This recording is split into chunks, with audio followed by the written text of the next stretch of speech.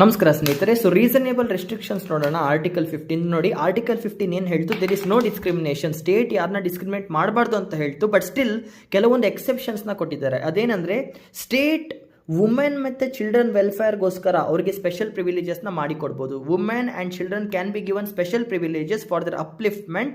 ಇದರ ಅರ್ಥ ಸ್ಟೇಟ್ ವುಮೆನ್ನ ಜಾಸ್ತಿ ಚೆನ್ನಾಗಿ ನೋಡ್ಕೊಳ್ತಿದೆ, ಚಿಲ್ಡ್ರನ್ನ ಚೆನ್ನಾಗಿ ನೋಡ್ಕೊಳ್ತಿದೆ, ಬೇರೆಯವ್ರಿಗೆ ಭೇದ ಭಾವ ಮಾಡ್ತಿದೆ ಅಂತ ಅಲ್ಲ. ಬಿಕಾಸ್ ಅವರು ಸೋಷಿಯಲ್ ಆ್ಯಂಡ್ ಎಕನಾಮಿಕಲಿ ಬ್ಯಾಕ್ವರ್ಡ್ ಆಗಿರೋದ್ರಿಂದ ಕೆಲವೊಂದು ಸಲ ವುಮೆನ್ಸ್ಗೆ ತುಂಬ ಏನಂತ ಸಪೋರ್ಟ್ ಮಾಡ್ತಿರಲ್ಲ ಫ್ಯಾಮಿಲೀಸ್ ಅಲ್ವಾ.